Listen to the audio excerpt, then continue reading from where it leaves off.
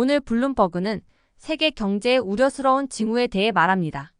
중국의 코로나 이후 회복세가 주춤하고 독일의 산업 부문이 어려움을 겪으면서 유럽 최대 경제국인 독일이 경기 침체에 빠질 조짐을 보이는 등 세계 경제의 엔진이 둔화될 조짐을 보이고 있습니다. 먼저 중국을 살펴봅시다. 안타깝게도 중국의 경제 재개와 회복에 대한 낙관론은 우리가 기대했던 만큼 실현되지 않았습니다. 4월의 최근 데이터에 따르면 산업 생산, 소매 판매, 고정 투자가 예상보다 느린 속도로 증가하고 있습니다. 전 세계 수요를 견인하기 위해서는 중국 소비자가 필요하기 때문에 이는 실망스러운 일입니다. 중국의 상황은 부동산 부문의 지속적인 약세와 20.4%라는 사상 최고 수준의 청년 실업률로 인해 더욱 복잡해졌습니다. 독일로 눈을 돌리면 상황은 똑같이 우려스럽습니다. 투자자들의 신뢰도는 3개월 연속 하락했으며 GW 연구소의 기대심리지수는 올해 처음으로 마이너스 영역으로 떨어졌습니다.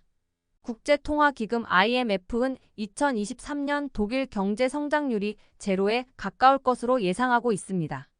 산업 생산량이 예상외로 크게 감소하면서 경기 침체에 대한 우려가 커지고 있습니다. 미국에서는 경제가 아직 회복세를 유지하고 있지만 폭풍 후 구름이 몰려오고 있습니다.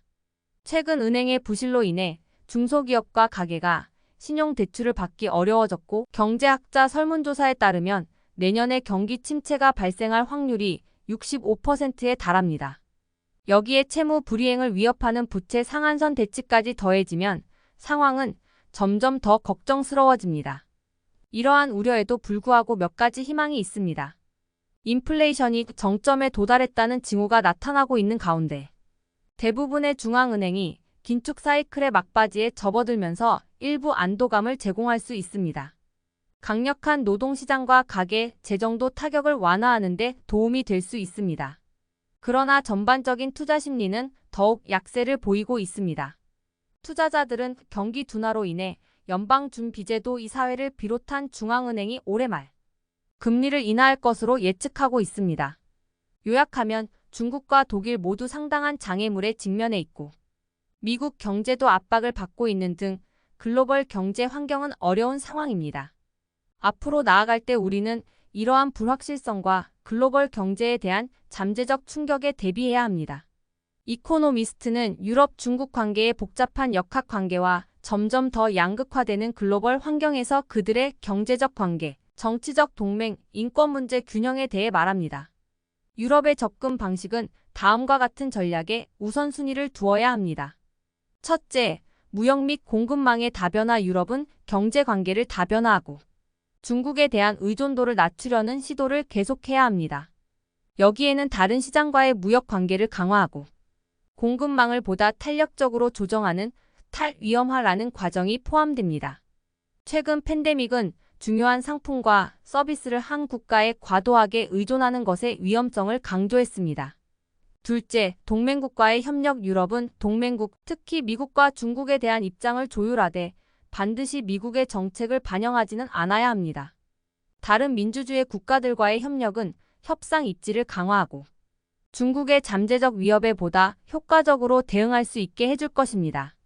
셋째, 투자 심사 및 규제. 유럽은 전략적 부문에 대한 중국의 투자를 더욱 엄격하게 조사하여 국가 안보를 훼손하거나 핵심 기술의 이전을 가능하게 하지 않도록 해야 한다. 또한 중국에서 활동하는 유럽 기업이 특히 노동권과 환경, 지속 가능성에 관한 유럽의 가치와 표준을 준수하도록 규제 조사를 강화해야 합니다. 넷째, 인권 증진. 유럽은 중국의 인권 침해에 대한 우려를 일관되고 분명하게 표명해야 합니다. 그렇게 함으로써 관계가 긴장될 수 있지만 이는 민주적 가치와 인권을 바탕으로 설립된 연합으로서 신장에서 보고된 것과 같은 인권 침해에 반대해야 할 도덕적 의무가 있습니다. 다섯째, 대화와 참여. 어려움에도 불구하고 유럽은 중국과 열린 대화 채널을 유지해야 한다.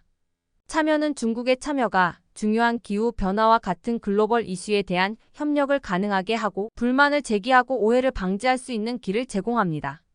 여섯째, 위기 시나리오에 대한 대비. 특히 대만을 둘러싼 미국과 중국 간의 긴장이 고조되고 있는 상황에서 유럽은 잠재적인 분쟁 시나리오에 대비한 비상 계획을 수립해야 합니다.